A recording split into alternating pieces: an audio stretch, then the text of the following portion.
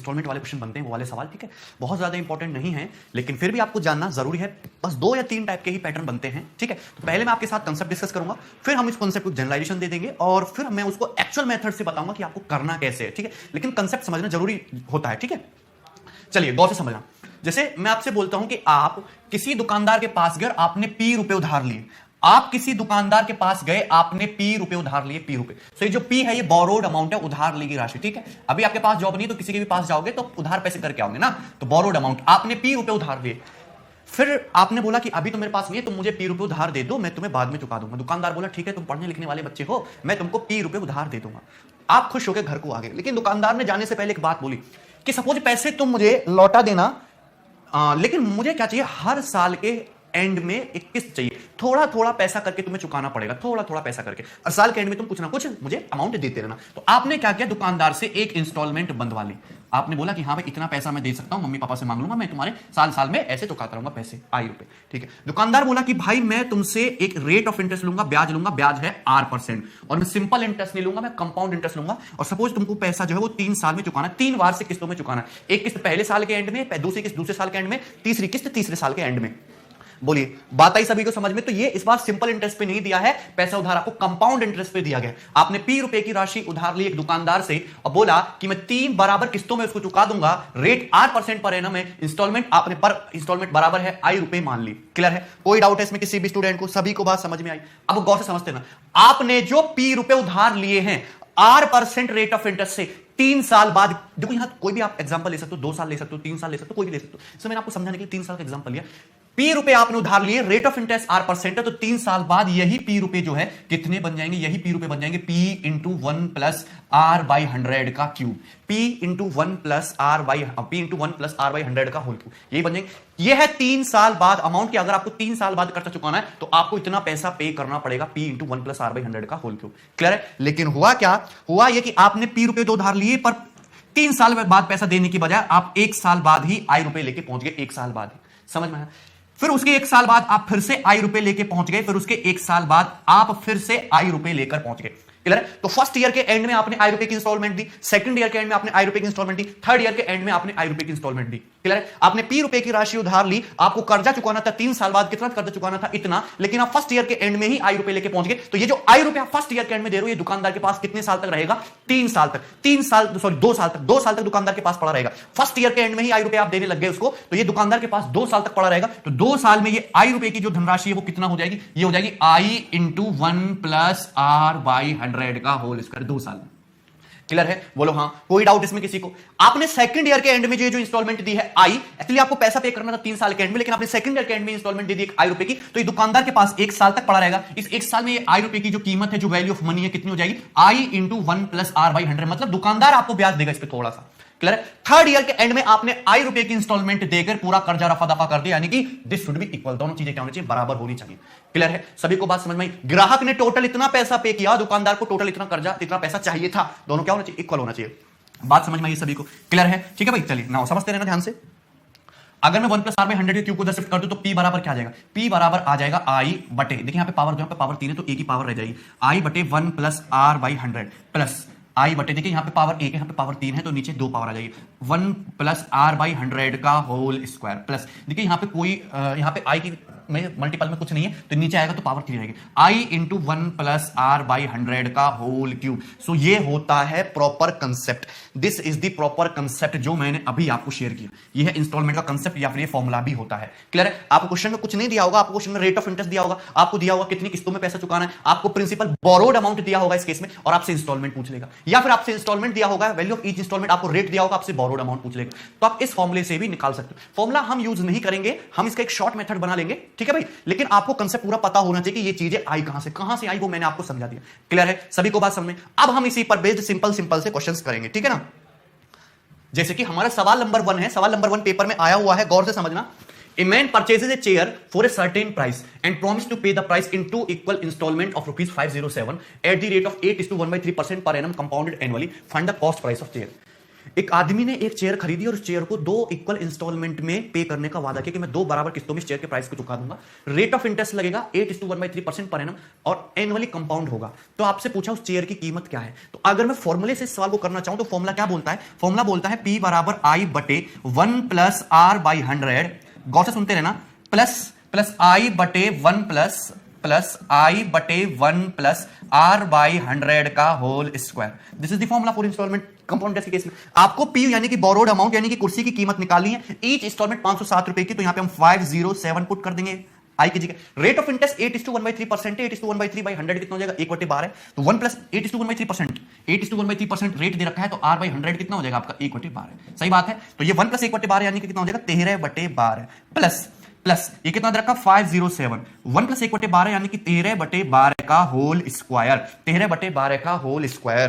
Clear है, सभी को यहां पर बात समझ में आ रही है, आसान सी बात है। नाउ आपको निकालना क्या है, आपको निकालना है P प्रिंसिपल, ठीक है। ये 13/12 जब ऊपर चला जाएगा तो देखिए भाई ये क्या हो जाएगा, ये हो जाएगा 507 गुणा 12/13 प्लस उधर देखिए 507 गुणा 12/13 का होल स्क्वायर, 507 गुणा 12/13 का होल स्क्वायर। ये हो गया। बताइए किसी भी स्टूडेंट को यहां तक कोई डाउट है, मैं कुछ नहीं कर रहा, जस्ट सिंप्लीफाई कर रहा हूं। 13/12 जब ऊपर चला जाएगा तो 12/13 हो जाएगा, 13/12 का होल स्क्वायर जो ऊपर जाएगा तो 12² हो जाएगा। ठीक बात है नहीं, वेरी गुड। यहां से आप गौर से देखेंगे भाई, तो यहां से 507 कॉमन आ जाएगा और गुणा 12/13 भी कॉमन आ जाएगा।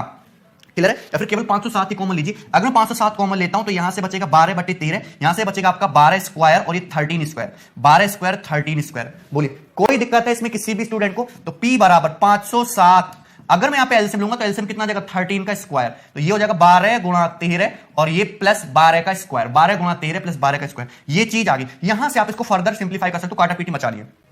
507 इंटू 12 इंटू 13 प्लस 12 का स्क्वायर बटे 13 स्क्वायर। तो ये है फॉर्मूला वाली अप्रोच, आपको यहां तक करना पड़ेगा हर बार। लेकिन अगर मैं कोई एक ऐसा मेथड जनरेट कर लूं कि ये चीज मैं डायरेक्टली लिख लूं, करना उसमें भी आपको यही है, लेकिन इतना सब कुछ लिखने के बजाय अगर मैं ये बात डायरेक्टली लिख लेता हूं तो मेरे लिए चीजें आसान हो जाएंगी। तो वही तरीका मैं बताने वाला हूं, कुछ नहीं करना, आप गौर से समझिए कि इसको शॉर्ट में कैसे करेंगे। रेट ऑफ इंटरेस्ट दे रखा है 8:1/3% यानी कि 1/12। रेट ऑफ इंटरेस्ट 8:1/3% यानी कि 1/12 दे रखा है, तो लिखेंगे क्या 12 से 13 यानी कि 12:13, 12:13। गौर से समझना, 1/12, अगर 1/12 रेट है तो स्केलिंग फैक्टर क्या हो जाएगा 12 से 13। दो इक्वल इंस्टॉलमेंट पे चुकाना है, दो इक्वल इंस्टॉलमेंट में यानी कि दूसरी बार लिखेंगे 12 square ratio 13 square, 12 square ratio 13 square, 12 square ratio 13 square. तीन इक्वल इंस्टॉलमेंट पे चुकाना होता तो तीसरी लाइन लिख दे 12 क्यूब रेशियो 13 क्यूब। ऐसा क्यों कर रहे हैं, गौर से समझते रहना। देखिए इंस्टॉलमेंट दोनों आपको बराबर दे रखे हैं, क्वेश्चन में दोनों इंस्टॉलमेंट बराबर दे रखे हैं। यहां पे 13 का स्क्वायर है तो यहां भी 13 से मल्टीप्लाई कर लीजिए, 13 से, मतलब इसको भी 13 स्क्वायर ही बना लीजिए, इसको भी 13 स्क्वायर ही बना लीजिए। क्लियर है, कोई डाउट है इसमें किसी भी स्टूडेंट को? ना, गौर से समझते रहना, गौर से। जो चीज यही है सेम टू सेम यही चीज यहां पे लिखी हुई है। देखिए क्या लिख रहा है 12 गुणा 13, ये रहा 12 गुणा 13। क्या लिखा हुआ है प्लस 12 स्क्वायर, क्या लिखा हुआ है 12 स्क्वायर, क्या है बटे में 13 स्क्वायर, क्या है बटे में 13 स्क्वायर। यानी कि गौर से समझने वाली बात यह कि जो 13 का स्क्वायर है यही आपका इंस्टॉलमेंट होता है। This 13 square is your instalment. और ये टोटल अगर मैं इनको ऐड करूं तो ये आती है टोटल बोरोड अमाउंट। जैसे कि यहां पे इंस्टॉलमेंट की वैल्यू कितनी दे रखी है 507 रुपए। इंस्टॉलमेंट में क्या कह रहा हूं 13 का स्क्वायर यानी कि 169 unit, 169 unit is your instalment, जो कि कितना दिया आपको 507 रुपए। दोनों इंस्टॉलमेंट बराबर होनी चाहिए, इसलिए यहां भी 13 से मल्टीप्लाई कर दी, जैसे कि ये 13 स्क्वायर है तो वो भी 13 स्क्वायर बन जाए। आप यहां से गौर से समझ सकते हैं कि देखिए 13 स्क्वायर से 507 कटता है ना, 13 स्क्वायर से 507 कटता है, तो 13 का स्क्वायर 169 यूनिट की वैल्यू कितनी है 507 रुपए, तो 1 यूनिट की वैल्यू देखिए कितनी आ जाएगी 3 रुपए, 3 बार कट गया। 1 यूनिट के लिए 3 रुपए आ गई। आपसे पूछा है क्या टोटल बोरोड अमाउंट। देखिए बोरोड अमाउंट क्या होगा 13 स्क्वायर से 507 काटेंगे 3 बार जाएगा, फिर 12 गुणा 13 प्लस 12 स्क्वायर में मल्टीप्लाई होगी, 12 गुणा 13 प्लस 12 स्क्वायर। कहने का मतलब है टोटल, दिस टोटल होता है आपका बोरोड अमाउंट। तो अगर मैं बोरोड अमाउंट की बात करूं तो 12 इंटू 13 यानी कि कितना 156 प्लस 12 का स्क्वायर कितना 144, तो 156 प्लस 144 यानी कि 300 यूनिट, 300 यूनिट। तो 300 यूनिट है भाई आपका बोरोड अमाउंट। इंस्टॉलमेंट है आपका 13 स्क्वायर की वैल्यू 169 की वैल्यू 507 रुपए, एक की वैल्यू 3 रुपए। तो आपसे पूछा है क्या ये दिस वन बोरोड अमाउंट। तो बोरोड अमाउंट है 300 यूनिट, तो 300 यूनिट के लिए कितनी हो जाएगी तुम्हारी, गुणा 3 कर देंगे 900 रुपए। तो 300 वैल्यू की वैल्यू 300 यूनिट के लिए कितनी हो जाएगी 900 रुपए। तो टोटल बोरोड अमाउंट कितना आ गया 900 रुपए। क्लियर है, तो ये जो फॉर्मूले वाला मेथड है इसको आप भूल जाइए, ऐसे आपको नहीं करना, आपको रेशियो मेथड से करना। इस बात में और इस बात में कोई फर्क नहीं, बस लिखने का तरीका अलग है। रेट 8:1/3% रखा है तो 12 से 13, फिर दो इंस्टॉलमेंट चुकाना तो नेक्स्ट 12 स्क्वायर से 13 स्क्वायर। ये 13 यहां पे 13 स्क्वायर, यहां पे 13 है तो यहां भी दोनों तरफ 13 से मल्टीप्लाई कर ले, जिससे कि इंस्टॉलमेंट बराबर हो जाए। 13 square 13 square represent instalment. Instalment value दे रखे 507 तो एक की वैल्यू आ गई 3 रुपए। टोटल बोरोड अमाउंट पूछा है तो इसका सम यानी कि 156 plus 144 300 unit total borrowed amount है, तो हो जाएगा 900 रुपए। क्लियर है, कोई डाउट है इसमें किसी भी स्टूडेंट को? सभी को बात समझ में आई होगी यहां तक। क्लियर है, चलिए और सिंपल सा क्वेश्चन करेंगे हम लोग इस पे। सवाल नंबर 2, इस सम ऑफ 8400 रुपए was taken as a loan, 8400 रुपए ब्याज के रूप में उधार लिए गए। इसको पे करना है 2 इक्वल इंस्टॉलमेंट में। यदि rate of interest 10% per annum है compounded annually, then the value of each instalment, each instalment की वैल्यू क्या है। लेकिन रेट ऑफ इंटरेस्ट 10% दे रखा है, तो 10% की फ्रैक्शन वैल्यू क्या है, 1/10। 1/10 यानी कि 10 से कितना कर दीजिए 11। दूसरी इंस्टॉलमेंट भी पे करनी है तो क्या लिखोगे, 10 स्क्वायर से 11 स्क्वायर, 10 स्क्वायर से 11 स्क्वायर। बोलो कोई दिक्कत है यहाँ पे किसी भी स्टूडेंट को ना। यहाँ पे देखिए 11 स्क्वायर, तो यहाँ भी आप 11 से मल्टीप्लाई कर दीजिए दोनों तरफ। क्लियर? कहने का मतलब है कि इस बात को अगर मैं लिखना चाहूं तो ऐसे लिख सकता हूं 110 रेशियो 121 और 100 रेशियो 121, 100 रेशियो 121।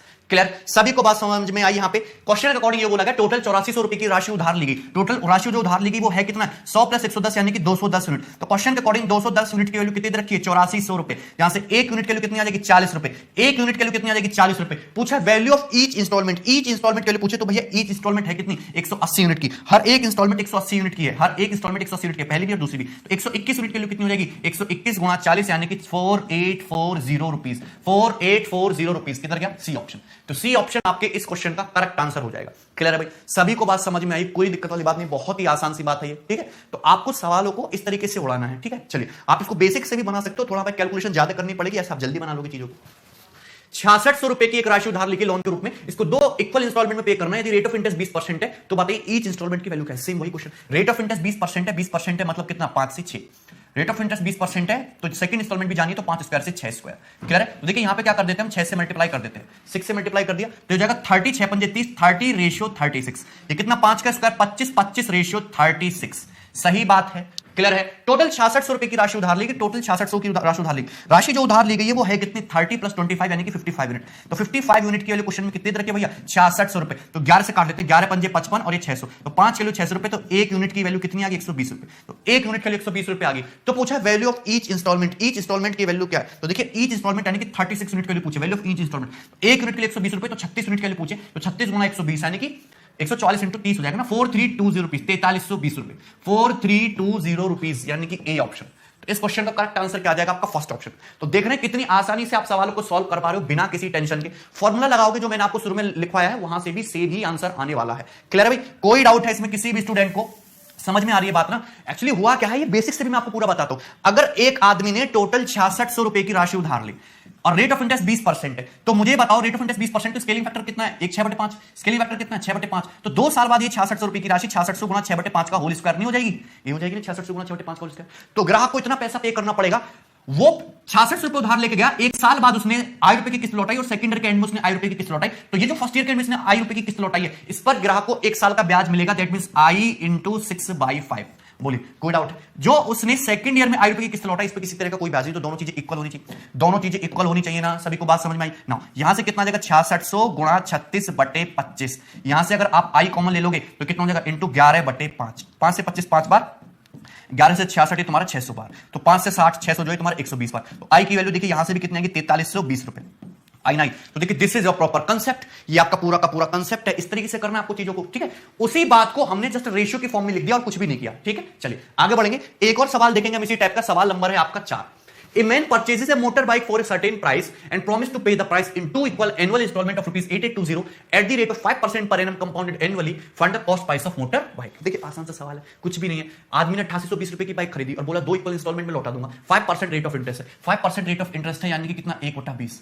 तो क्या लिखेंगे हम, 20 से 21। दूसरी इंस्टॉलमेंट जाएगी, फॉर दैट हम लिखेंगे 20 स्क्वायर से 21 स्क्वायर। सही बात है। तो यहां भी 21 से मल्टीप्लाई कर लेते हैं, यहां भी 21 से मल्टीप्लाई कर लेते हैं ना, रेशियो को बैलेंस कर लेते हैं। ठीक है भाई, 21 से मल्टीप्लाई, ये 21 स्क्वायर बनाना है। दैट मींस ये हो जाएगा तुम्हारा 420 रेशियो 21 इंटू 21 यानी कि 441। ये हो जाएगा 20 स्क्वायर यानी कि 400 रेशियो 21 का स्क्वायर यानी कि 441। सही है। टोटल आदमी ने जो परचेज की थी इन 2 इक्वल इंस्टॉलमेंट ऑफ रुपीज 8820, दोनों इंस्टॉलमेंट की वैल्यू दे रखी है 8820 रुपीज ईच। तो क्वेश्चन के अकॉर्डिंग 441 की वैल्यू दे रखी है, ईच इंस्टॉलमेंट की वैल्यू दे रखी है 8820 रुपीज। तो एक की वैल्यू देखिए पूरा 2 बार कट जाएगा ना यहां से, तो जी ये पूरा एक की वैल्यू आ गई 20 रुपए। तो आपसे पूछा है टोटल क्रिया मूल्य बाइक का, तो टोटल क्रिया मूल्य बाइक का ये हो जाएगा यानी कि 820 यूनिट। तो आपसे 820 यूनिट के लिए पूछी है, यदि 1 यूनिट के लिए 20 है तो 820 के लिए कितनी हो जाएगी, 2 दूनी 4 और 8 दूनी 16 यानी कि 16400 रुपए। तो 16400 रुपए किधर गया, ये फर्स्ट ऑप्शन आपका करेक्ट आंसर हो जाएगा। क्लियर है? बताइए, किसी भी स्टूडेंट को इसमें कोई शंका हो तो आसान से सवाल का कुछ भी दम नहीं था इस क्वेश्चन में। ठीक है भाई, चलिए आगे बढ़ेंगे और सवाल करेंगे हम। सवाल है भाई आपका 5वां, गौर से समझना। A man borrows a certain amount from a bank and promise to pay the amount in 2 equal annual installment at the rate of 12.5% per annum compounded annually if the total interest paid by him was rupees 520, fund the installment and total principal। अब इस सवाल में थोड़ा सा change हो गया, इसमें आपको दिया हुआ है total interest paid by him, total interest paid by him 520 रुपए। तो दिक्कत नहीं लेनी बिल्कुल भी। रेट ऑफ इंटरेस्ट कितना है? 12.5%। 12.5% रेट ऑफ इंटरेस्ट यानी कि 1/8। तो क्या लिख दोगे आप? 8 से 9। दो इंस्टॉलमेंट की बात की है, that means 8 square ratio 9 square. Clear है? तो यहां पे 9 स्क्वायर है तो भैया यहां भी आप क्या कर लीजिए, 9 से मल्टीप्लाई कर लीजिए, कर सकते हैं। तो ये हो जाएगा 9 × 72 और 9 9 81, 72 रेशियो 81। ये कितना हो जाएगा? 8 का स्क्वायर 64 रेशियो 9 का स्क्वायर यानी कि 81। क्लियर है?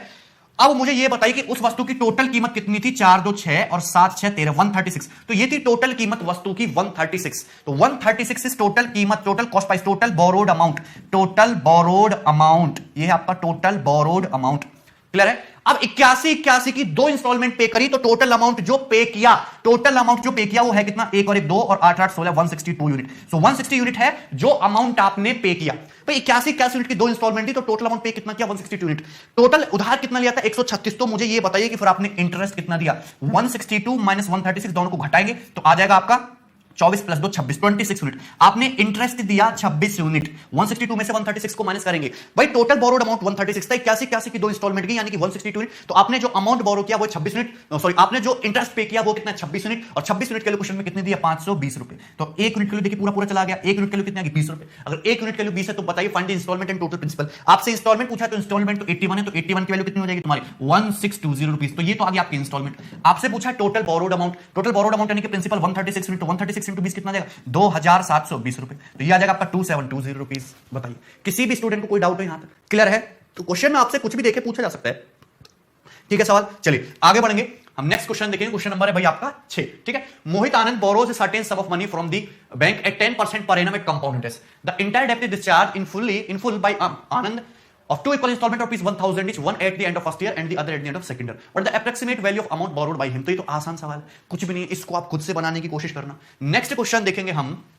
अच्छा, इसमें 3 इंस्टॉलमेंट वाला गया। A sum of rupees 8000 is borrowed at 5% per annum compound interest and paid back in 3 equal annual installment. What is the amount of each installment? देखिए आसान सा क्वेश्चन है, कुछ भी नहीं है। 8000 रुपए की राशि उधार ली और उसको 3 इक्वल इंस्टॉलमेंट में पे करना है। 5% per annum rate of interest है। तो बताइए ईच इंस्टॉलमेंट की वैल्यू क्या है? अगर 5% रेट ऑफ इंटरेस्ट है दैट मींस कितना है? 1 × 20, 1/20। अगर 1/20 है यानी कि 20 से कितना भाई आपका 21, 20 से 21 समझते हैं ना। सेकंड इंस्टॉलमेंट में पे करनी है तो 20 स्क्वायर से कितना हो जाएगा आपका? 21 स्क्वायर। थर्ड इंस्टॉलमेंट में कितना लिख दोगे आप? 20 क्यूब से 21 का क्यूब। अरे बात समझ में आई? फॉर्मूला लगाओगे तो सेम चीज आएगी। देखिए यहां पे इंस्टॉलमेंट आपको इक्वल दे रखी है तो यहां पे आप 21 से मल्टीप्लाई कर लीजिए। ठीक है भाई, 21 से। यहां पे क्या कीजिए आप 21 स्क्वायर से मल्टीप्लाई कर लीजिए 21 स्क्वायर से। सही है? 21 स्क्वायर से ना। अब गौर से समझना, तो यहां पे टोटल कितना हो गया? 21 स्क्वायर यानी कि 441 × 20 यानी कि 8820 रेशियो कितना हो गया? 21 × 21 9261। सही बात। यहां पे 21 × 20 यानी कि तुम्हारा 400 × 21, तो ये हो जाएगा तुम्हारा 8400। 8400 तो 21 स्क्वायर × 21 यानी कि 9261।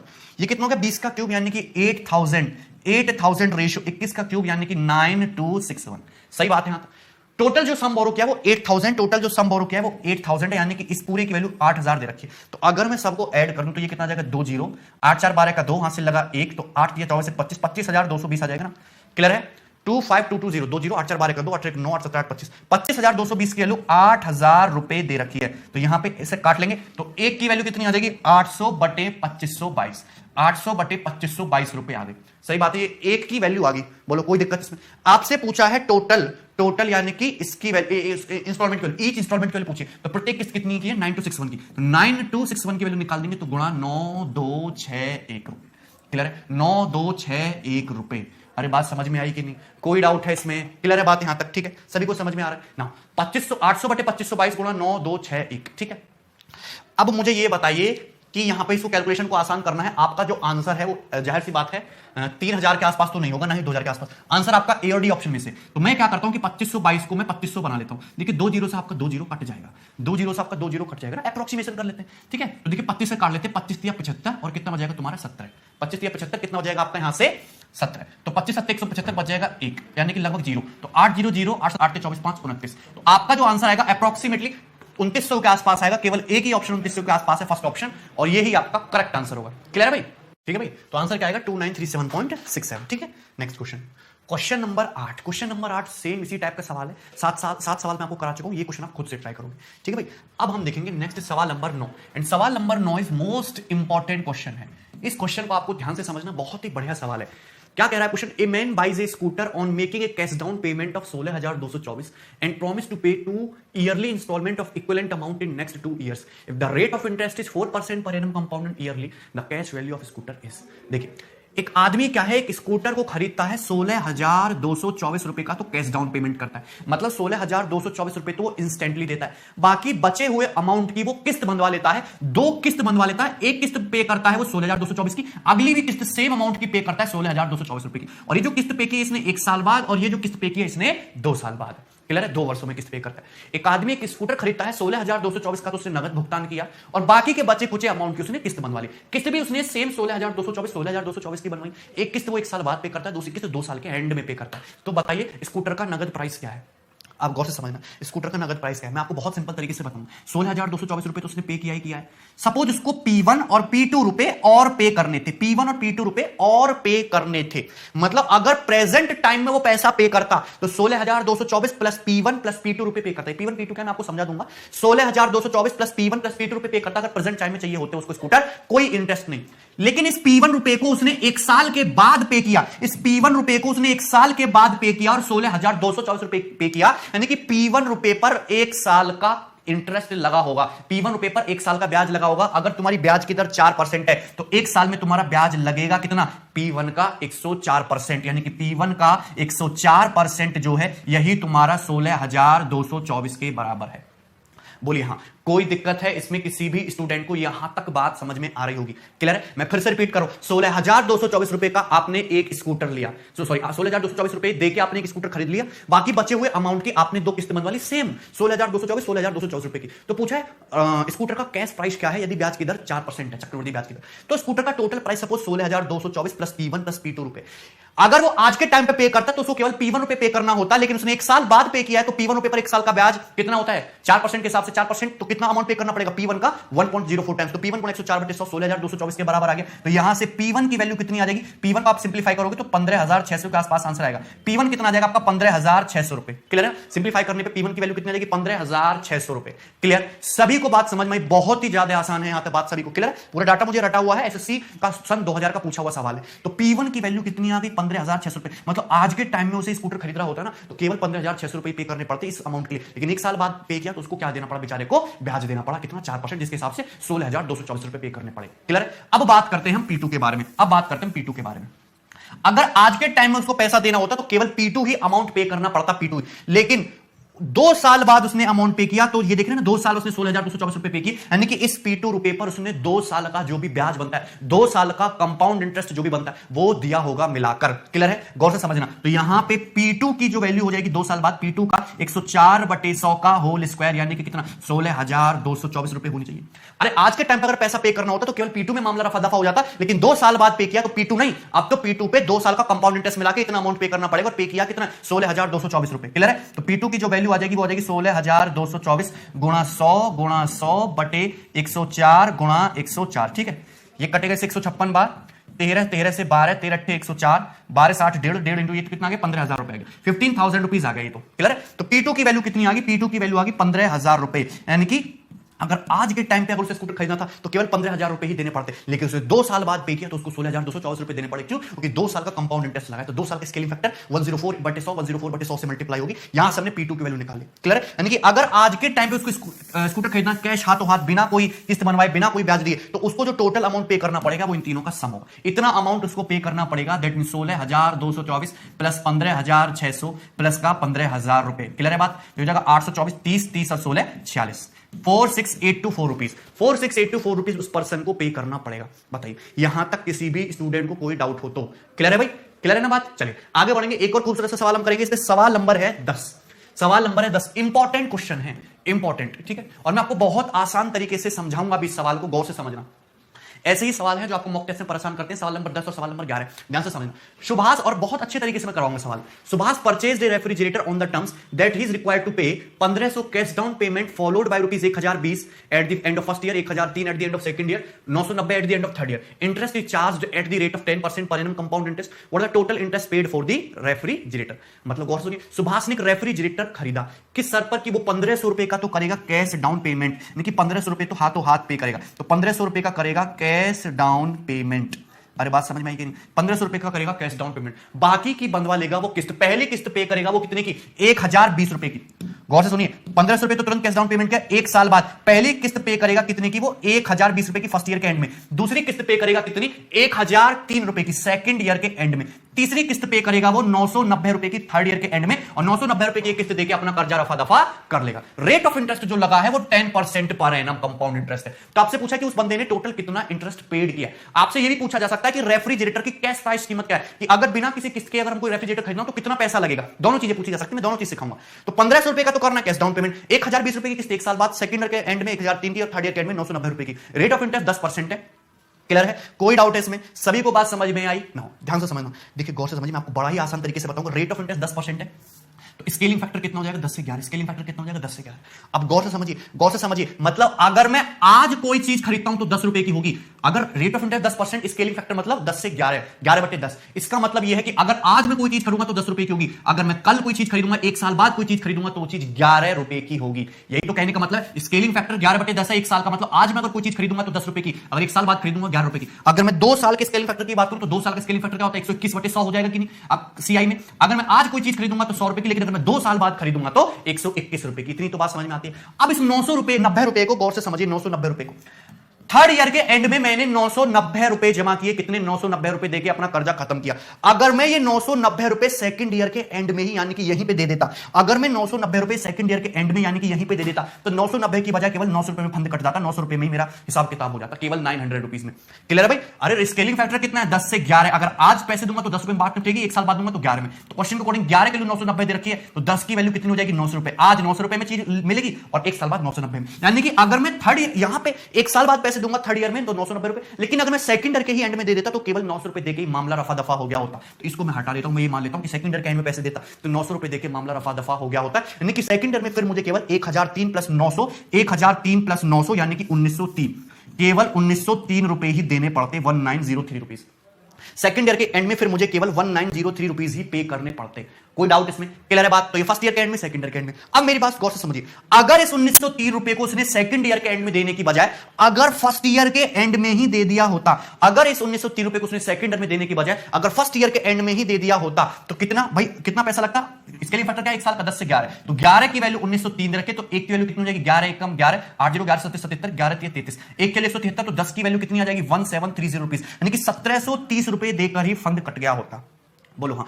अगर मैं सेकंड ईयर के एंड में पैसे पे करूंगा तो 1903, लेकिन अगर मैंने ये पैसा फर्स्ट ईयर के एंड में दे दिया होता एक साल पहले तो 1730 रुपए देके फंड कट गया होता। यानी कि 11 किलो 1903 है तो 1 किलो कितनी आ जाएगी? 173, 10 किलो कितनी? 1730, यानी कि 1730 रुपए देकर ही आपका कर्जा रफा दफा हो गया होता फर्स्ट ईयर के एंड में।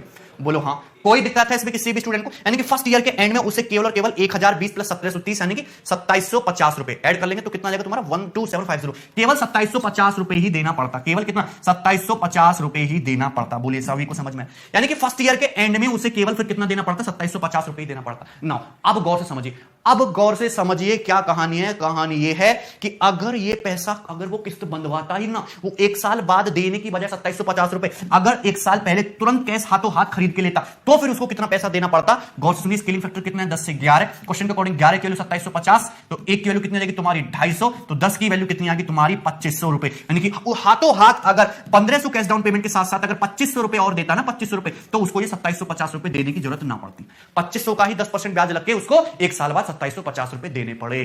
बोले कोई दिक्कत है? यानी कि उस वस्तु को यदि वो कैश में तुरंत हाथों हाथ खरीदता तो 1500 प्लस 250 यानी कि वस्तु 4000 रुपए की होती, केवल 4000 रुपीज की।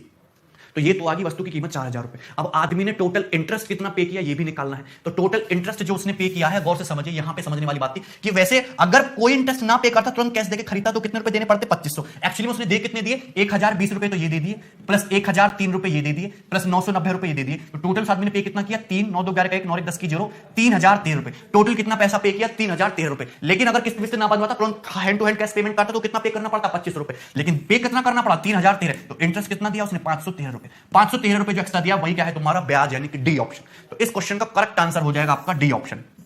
क्लियर है? सभी को बात समझ में? बहुत ही ज्यादा आसान सा क्वेश्चन था, अगर आपको कंसेप्ट पता है तो। ठीक है, क्लियर? सभी को बात समझ में आई है? चलिए आगे बढ़ेंगे, एक और सवाल करेंगे, लास्ट क्वेश्चन इसी प्रकार का। क्या बोला है? राजेश ने एक टेलीविजन खरीदा जिसकी कीमत 13,240 रुपए। टेलीविजन की कीमत कितनी है? इतनी। इसके लिए उन्होंने पहले साल के अंत में 2794 रुपए, देखिए ये उसने टेलीविजन खरीदा और उसकी क्या कर ली उसने? किस्त बंधवा ली। ठीक है, पहले साल के अंत में उसने कितना पैसा पे किया? 2794 रुपए पर पे किया फर्स्ट ईयर के एंड में। दूसरे साल के अंत में पे किया 6292 रुपीस पे किया। तीसरे साल के अंत में कुल 1331 रुपए पे किया और भुगतान कर दिया अपने कर्जे का। 10% प्रति वर्ष की दर से ब्याज लिया जाता है। तो बताइए, नकद अग्रिम भुगतान यानी कि कैश डाउन पेमेंट आपको बताना। कैश डाउन पेमेंट का मतलब आप समझिए क्या पूछना चाह रहे सवाल में। राकेश ने एक टीवी खरीदा, टीवी की टोटल कीमत है 13,240 रुपए। तो इस 13,240 में तो कुछ रुपए उसने कैश डाउन पेमेंट किया, कुछ तो उसने तुरंत हाथों हाथ कैश दे दिया, बाकी बचे कुछ अमाउंट की उसने बंधवा ली 3 किस्तों में पे कर दिया, 3 किस्तों में चुका दिया बाकी पैसा। पहली किस्त दी उसने 1 साल बाद 2794 रुपए की, दूसरी किस्त दी उसने 2 साल बाद 692 रुपए की, तीसरी किस्त दी उसने थर्ड ईयर के एंड में 1331 रुपए की। तो मुझसे ये पूछा कि जो कैश डाउन पेमेंट है ये कितना है। अब ये उसी टाइप का सवाल है जो मैंने आपको अभी करा है, जैसे सेम अजम्पशन बताया एकदम डिट्टो वैसे ही करना है। रेट ऑफ इंटरेस्ट कितना दे रखा है? रेट ऑफ इंटरेस्ट दे रखा है 10%, यानी कि 1/10। तो स्केलिंग फैक्टर कितना है? 10 से 11। अब इसको फोकस कीजिए 1331 रुपए को। ये जो अमाउंट इसने थर्ड ईयर के एंड में पे किया है 1331 रुपए, यदि वो सेकंड ईयर के एंड में ही जमा करता, यदि जो अमाउंट से थर्ड ईयर के एंड में पे किया 1331 रुपए, यदि वो उसको सेकंड ईयर के एंड में ही जमा करता, तो 1331 रुपए देने की बजाय केवल 1210 रुपए में ही काम चल जाता। भाई स्केलिंग फैक्टर कितना है? 10 से 11। 1 साल बाद पे किया तो 1331 रुपए देने पड़े, तो 1 किलो 121 आ गई। आज पे करता तो कितना पैसा देना पड़ता? कुल केवल 1210 रुपए ही पे करना पड़ता। क्लियर है? तो कितना 1331 रुपए देने की बजाय सेकंड ईयर के एंड में केवल 1210 रुपए से ही काम चल जाता। क्लियर है? यानी कि सेकंड ईयर के एंड में केवल 6292 प्लस 1210, तो कितना आ जाएगा तुम्हारा? 2 9 और 1 10 की 0, 2 और 1 3, 3 और 2 5 और 6 और 1 7, 7602। क्लियर है? कोई डाउट है इसमें? किसी भी स्टूडेंट को ऐड कर लेंगे तो 2 हो गया, 9 की 10 की 0, हासिल लगाए 2 1 3 2 5 6 1 7, 7502 रुपीज, 7502 रुपीज ही पे करना पड़ता है इस हिसाब से सेकंड ईयर के एंड में। अब गौर से सुनिए, rate of interest 10% per annum है। अगर वो सेकंड ईयर के एंड में पे करने के बजाय 7502, अगर ये पैसा केवल फर्स्ट ईयर के एंड में ही पे कर देता तो कितने रुपए में फंड कट जाता? गौर से सुनिए, रेट ऑफ इंटरेस्ट क्या है? 10%, यानी कि स्केलिंग फैक्टर 10 से 11। तो अगर 11 की वैल्यू 7502 है तो 1 किलो 11 66, 9 11 88 2, 1 किलो 682, तो 10 की वैल्यू कितनी हो जाएगी? 10 की वैल्यू हो जाएगी 6820 रुपए, यानी कि केवल 6820 रुपए 6820 रुपीज देकर ही फंड कट जाता। मतलब 7500 रुपए देने की बजाय फर्स्ट ईयर के एंड में केवल 6820 रुपीज ही पे करने पड़ते, क्योंकि फर्स्ट ईयर में टोटल पैसा फिर देना कितना पड़ता? दोनों को ऐड कर लेंगे, 4 9 2 11 का 1, हासिल का 1 7 1 8 8 16 का 6 2 1 3 3 6 9, 9614। क्लियर है? 9614 रुपीज, यानी कि फर्स्ट ईयर के एंड में केवल 9614 9614 रुपए देके ही आपका फंड कट जाता। एक साल के अंत में केवल 9614 रुपए देके आपका पैसा फंड कट जाता है। ठीक है, अब गौर से समझने वाली बात यह है कि अगर वो 1 साल बाद भी पे ना करता, तुरंत हाथों हाथ कैश पेमेंट करता, तो उसको केवल कितना पैसा देना पड़ता? फिर अगर वो तुरंत कैश पेमेंट करता, तो अगर वो तुरंत मेरे भाई कैश पेमेंट करता, बचे हुए देखिए 13,000 कितना है? 13,240 रुपए में से उसने कुछ को तो कैश डाउन पेमेंट कर ली, बाकी की उसने किस्त बंधवा ली। बाकी की उसने क्या बंधवा ली? उसने किस्त बंधवा ली। अगर वो किस्त भी ना बनवाता, वो हाथों हाथ पे करता, तो उसे कितना पैसा देना पड़ता? केवल गौर से सुनिए, 10:11 के रेशियो में है। 11 की वैल्यू कितनी है? 9614, तो 1 की वैल्यू कितनी आ जाएगी? 11 8 88, 11 7 77, 11 4 44, तो 10 की वैल्यू कितनी आ जाएगी? 10 की वैल्यू आ जाएगी 8740 रुपए, 8740 रुपए। बोले कोई दिक्कत है किसी भी स्टूडेंट को? यानी कि अगर वो किस्त विस्त बंधवाने की बजाय केवल अगर कैश पेमेंट उसी टाइम पे कर देता, तो उसको 8740 रुपए ही देने पड़ते इस अमाउंट के लिए, केवल 8740 ही देने पड़ते। लेकिन आपसे ये नहीं पूछा, आपसे पूछा कि कितना कैश डाउन पेमेंट किया, तो कैश डाउन पेमेंट उस आदमी ने कितना किया होगा? 13,240 में से कुछ कैश डाउन पेमेंट किया, बाकी अमाउंट की किस्त बनवाई उसने 8740 रुपीज की, तो कितना उसने कैश डाउन पेमेंट किया होगा? घटा देंगे 4500 रुपए, 4500 रुपीज, 4500 रुपए का उसने कैश डाउन पेमेंट किया। क्लियर है? कोई डाउट इसमें? B option. तो ये था इस क्वेश्चन का करेक्ट आंसर। ठीक है भाई, तो ये सारे क्वेश्चन थे, 10-11 सवाल ही बनते हैं सीआई की इंस्टॉलमेंट में, मैंने आपको करा दी। इससे ज्यादा आपको करने की जरूरत नहीं है, आप अपना टाइम वेस्ट करो कि दूसरे सब्जेक्ट में अपना मन लगाइए। ठीक है, चलिए टेक केयर।